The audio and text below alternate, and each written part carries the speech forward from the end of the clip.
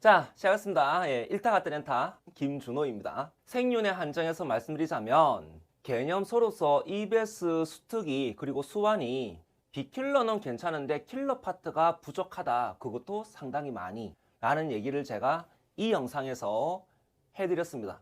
그러면 당연히 그 다음 질문이 나오게 됩니다.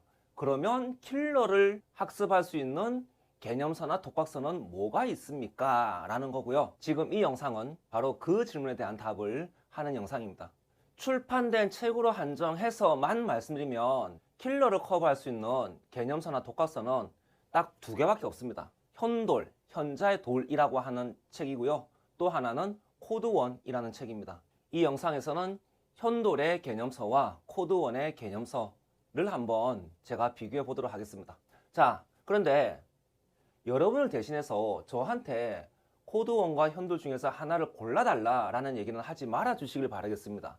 그래서 판단은 여러분이 하시는데 여러분의 판단에 도움되는 얘기들을 제가 아는 범위 내에서 말씀드리도록 하겠습니다. 현돌에 대해서 설명하는 것으로 시작을 해보겠습니다. 일단 이분의 등장 배경을 아시면 이분의 특징을 파악하는데 도움이 됩니다. 생륜 초반에 이런저런 5개념 논란들이 있었어요. 뭐 지금도 있긴 하지만, 그리고 이 5개념 논란에는 당시에 1타 선생님이 자초한 것도 있습니다. 당시 1타 선생님의 5개념들 중에서 좀 황당하다 싶은 것은 저도 갑갑한 마음에 이런 식으로 글을 써보기도 했습니다. 하지만 저는 일단 개인주의적이고 이기주의적인 성향이 강해요. 내가 직접 관여된 게 아니면 관심이 없어. 하지만 이 세상에는 저와는 다른 이런 오류들, 잘못에 대해서 분기탱천하는 분이 있습니다. 현자의 돌, 줄여서 현돌이라는 분도 바로 그런 분들 중에 한 분이에요. 그런데 당시 현돌이 입시생 신분이었을 거예요. 당연히 이분이 문제 제기를 해도 그건 네 생각이야. 윤리를 전공하지 않아서 모르는구나. 네가 제도책을 안 읽었구나. 이런 식으로 이제 씹힐 수가 있겠죠? 그런데 현돌이 바보는 아닙니다. 이분이 이제 일단 원전을 보여줘요. 봐라, 원전 있지 않느냐. 그렇게 해서 이제 문제를 해결하는 게 있고, 그런데 원전만으로 해결 안 되는 것도 있습니다. 원전에 대한 해석이 필요한 경우들이 있거든요. 그래서 현돌은 최대한 많이 자기 편을 끌어들입니다. 그 전략이 뭐냐면 바로 원전을 번역하고 원전에 대한 논문들을 쓴 교수님들이에요. 원전을 번역한 교수님들이 이제 논문들 또는 이제 저서들이죠. 저서들을 갖다가 발췌를 해가지고 이렇게 보여줍니다. 결과적으로 이제 현돌이 이게 원전에 있다! 그리고 이걸 연구한 권위 있는 교수님들도 이렇게 해석을 한다. 그런데 수능 강사 따윈 너가 왜 그것과 모순되게 얘기하느냐. 그러면 네가 잘못한 거지 않느냐. 이렇게 이제 진행이 되는 거죠. 그래서 일개 학생의 입장에서 보자면 수능장에서 권위 있는 유명 강사에게 문제 제기하는 가장 전략적인 방법, 권위 있는 강사보다 더 권위 있는 교수들을 동원하는 거죠. 그리고 이 방식은 당연히 먹히게 되어져 있습니다.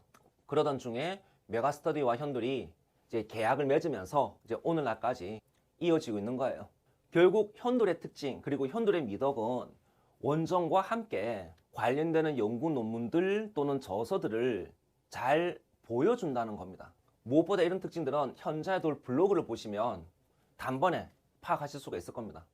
자, 그런데 현자의 돌이 유명해지면서 부작용이 있게 됩니다. 오해하지 마십시오. 이건 현자의 돌 자체의 문제가 아니고 현자의 돌을 맹신하는 현돌빠들의 문제입니다. 이제 현돌이 하나의 기준, 하나의 척도가 되어버리는 거죠. 자, 그러면은 님들아, 제가 현돌과 다르면 저는 뭐가 되는 겁니까? 붕신이 되는 거지 않습니까? 그렇죠? 지금 보시는 건 제가 예전에 쓴 글인데 이걸 일부러 지금까지 공지사항에 남겨두고 있습니다. 여기 보면은 이렇게 나와요. 왜 수능 문제 평가원의 오류에 대해서 강사들은 입을 닫고 있느냐 라는 거고요. 이 글은 현돌이 쓴 건 아닙니다만은 현돌 자료도 참고를 해서 작성된 겁니다. 그런데 저는 이 문제 제기에 동의를 안 해요. 저도 원전 볼 줄 알고요. 저도 논문 볼 줄 알고요. 저도 생각을 할 줄 아는 존재입니다. 어떤 분이 저를 이렇게 평가를 해주셨는데 독자적으로 활동하셔도 현돌처럼 성과 날 것 같다고. 근데 저는 성과는 안 납니다. 왜냐하면 일단 저는 게을러요. 그리고 이기적이에요. 무슨 얘기냐? 굳이 나의 진실을 알리려고 하질 않아. 왜냐하면 저에게는 분기탱천 이런 건 없거든요. 보시다시피 나는 문제 제기에 동의하지 않는다. 게시판 내용 참고해라. 뭐 수업 때 설명을 해주겠다. 이 정도로 끝내요. 기본적으로 저는 제 수강생에게만 책임지면 된다. 끝. 뭐 이런 주의니까요. 자, 그런데 저와는 달리 현들처럼 부지런하면서 분기탱천하는 분이 있어요. 바로 코드원입니다. 코드원이라는 분도 현도가 마찬가지로 평가원에 문제 제기하고 질타하고 강사들의 내용에 대해서 지적을 합니다. 그러면서 현도가도 부딪히는 경우들이 생겼어요. 그리고 이렇게 부딪히는 그런 글들을 보니까 오? 실력이 만만치 않은데? 그러면서 이제 본인의 이름을 알리게 돼요. 자, 하지만 코드원의 배경은 현도가는 전혀 딴판입니다. 시대인재 북스의 홈페이지에 보면 코드원의 양력 경력이 나와 있는데 서울대 윤리교육과 졸업, 동대학원 박사 수료, 임용고시 합격. 게다가 여기는 이제 안 적어놨는데 이분은 수능 평가원 출제위원 경력도 있어요. 우와, 이거는 뭐 사교육시에서는 대박이지 않습니까? 다시 말해 이분은 입시 시장에서 통하는 경력, 권위를 가지고 있는 분이에요. 무엇보다 본인이 교수급이 되는 거죠. 그러니까 현들이 교수님도 내 편이야 이런 식으로 어필을 하려고 하는 반면에 코드원은 내가 윤리교육계 내가 평가 내부 사정 잘 아는데 그 교수들도 실력이 뻔해 이런 식의 얘기를 할 수 있는 정도가 되는 거죠. 그래서 이러한 배경 때문에 코드원의 성격이 현도과는 다르게 나타납니다. 무슨 말이냐? 코드원도 원전 얘기는 합니다. 하지만 굳이 다른 교수들의 책이나 논문 따위를 언급을 할 필요는 없는 거죠. 그리고 바로 본인이 해설을 합니다. 현도보다 코드원이 가독성이 떨어진다는 얘기를 하는 경우들이 많은데 솔직히 저는 코드원이 읽기가 더 좋아요. 왜 그럴까 생각해 보니까 이런 것도 하나의 이유가 될 것 같더라고요. 뭐냐고 하면 저도 석사밖에 안 되지만 논문을 쓰고 논문을 읽고 한 사람이거든요. 그래서 논문식의 글쓰기에 이제 익숙한 편입니다. 이 논문식의 글쓰기가 원전에 대한 재구성, 재해석이 이루어지는 작업이거든요. 근데 그게 코드원 소술법이에요. 그러니까 코드원 글을 보면 평소에 제가 읽던 논문들하고 차이가 없으니까 제 입장에서는 익숙한 거죠. 하지만 여러분들은 그런 논문식 글에 익숙하지 않다 보니까 가독성이 떨어진다라고 생각하는 것 같습니다. 이런 사정으로 인해서 현도과 달리 코드원은 상당히 직설적이고 직접적으로 원전을 해설해 줍니다. 이게 코드원의 가장 중요한 특징이에요. 현도는 실개완이라고 해서 수능 실전 개념 완성이라는 개념서가 있고요. 코드원은 생활윤리 개념서가 있어요. 이 둘을 지금 직접적으로 비교해 볼 텐데 현도는 제가 올해 26년도에 발간된 책을 구매를 했어요. 얘입니다. 작년과 많이 바뀌었다라고 하더라고요. 그래서 어쩔 수 없이 샀습니다. 코드원은 출판사 홈페이지 들어가니까 올해 공개된 교재의 맛보기 페이지를 제가 가지고 있는 작년 코드원하고 비교를 해봤습니다. 그런데 내용에 큰 차이가 없더라고요. 대신에 작년 교재는 493쪽이거든요. 그런데 올해 교재는 도서 소개에 보니까 544쪽이더라고요. 작년보다 50쪽 정도가 증가했으니 중간중간에 분명히 보완된 내용들이 있기는 하겠죠. 다만 분량이 전체에서 한 10% 정도 조정된 거니까, 그리고 공개된 페이지는 큰 차이가 없으니까 내용상 크게 바뀌지는 않았을 것 같다. 그래서 굳이 올해 교재는 제가 구매를 하지는 않았습니다. 코드원께는 죄송합니다. 대신 기출문제를 구매했으니까는 너무 이렇게 뭘 하지 말아주십시오, 코드원님. 자, 제가 비교표를 한번 만들어 봤는데 책의 크기는 요 까만 게 현저들이거든요. 요만큼 현들이 더 큽니다. 참고로 이 코드원 책이 A4 용지 크기입니다. 그리고 권수는 현돌이 2권이고요. 코드원은 1권인데 쪽수로 보자면은 코드원이 544쪽이고요. 현돌은 2권 합쳐서 868쪽이 나옵니다. 그러면은 현자돌이 코드원보다 엄청 내용이 많을 것 같은데 책을 펼치면 현돌은 글씨체가 커요. 근데 코드원은 작아요. 그래서 이게 코드원이라 해서 내용이 그렇게 만만치는 않을 겁니다. 그리고 현자의 돌은 약간 수능 참고서처럼 먼저 표로 내용 정리해주고 필요한 자료, 개념 설명을 서술하는, 그리고 자료들을 원전을 보여주는 그런 형태이고요.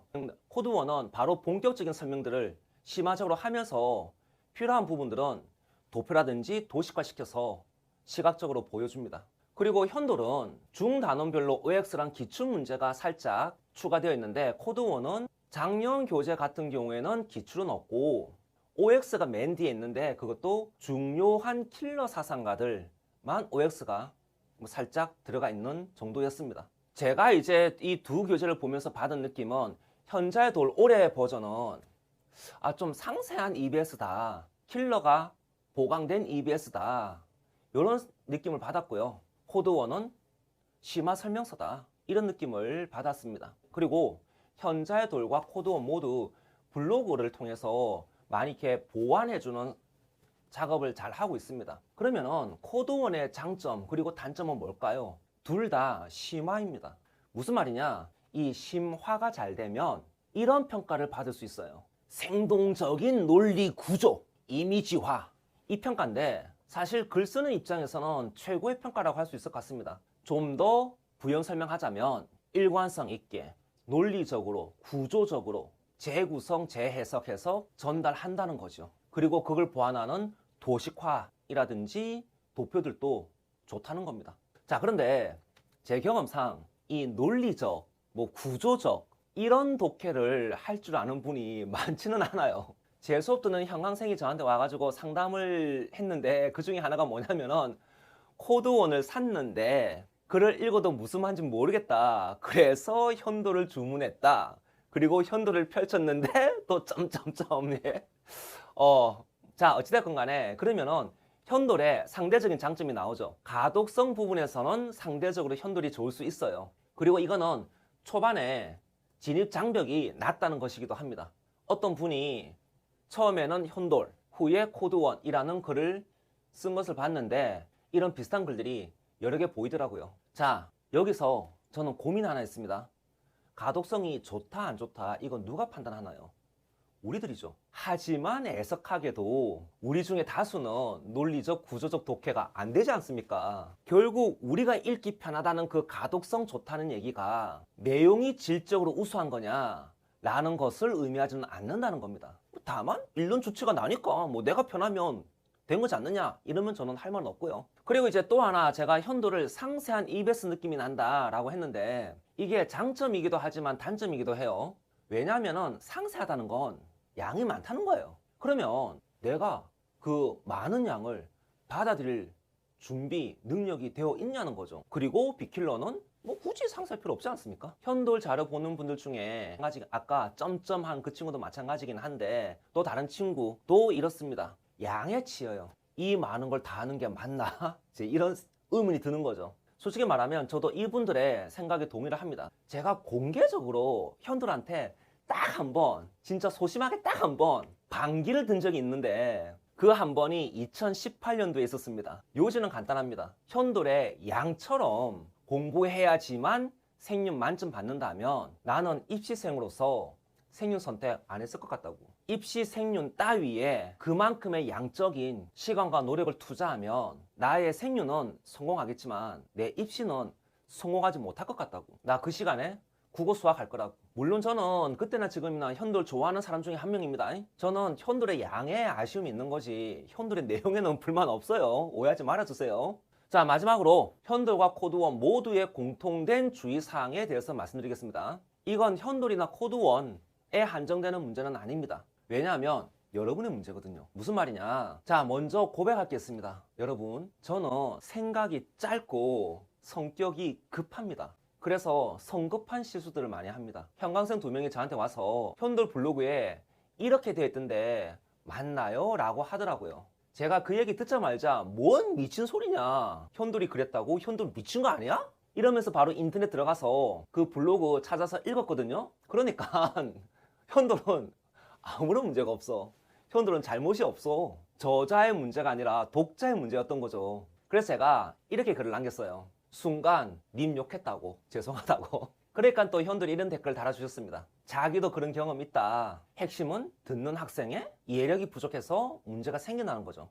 우리들 다수는 철학적이고 논리적이고 사상적인 글을 읽어내는, 풀어내는 힘이 약해요. 이게 현실이에요. 자, 그러면은 어떻게 되겠습니까? 빠르게 여러 개를 한꺼번에 보는 것이 아니라 시간을 가지고 천천히 하나를 정확하게 봐야 합니다. 그게 한 번에 안 될 테니까 당연히 여러 번 또 반복해서 봐야 합니다. 그리고 저자들을 적극적으로 이용해야 합니다. 다행스럽게도 두 분 모두 네이버 블로그가 활성화되어 있으니 그분들의 블로그를 잘 활용하시길 바랍니다. 자, 마무리하겠습니다. 저는 현자애돌도 좋고 코드원도 좋아요. 하지만 이 두꺼운 교재를 무거워, 예, 마스터해야 만점을 받을 수 있는 게 그게 생윤이라면 저는 생윤 선택 안 할 겁니다. 자, 보이시나요? 인강, 코드원, 현돌 이것저것 뭘 해도 1등급 만점 안 나왔는데 제 필기 노트 외우고 이번 수능입니다. 만점 나왔다. 뭔가 허무하다. 하지만 졸라 감사하다 라고 나오지 않습니까? 저는 2주예요. 적게 공부하고 많이 얻을 수 있는 게 그게 생윤이다. 자, 오해하지 마세요. 독해력, 문해력 부족하신 분들이 과다 해석해서 오개념이 생깁니다.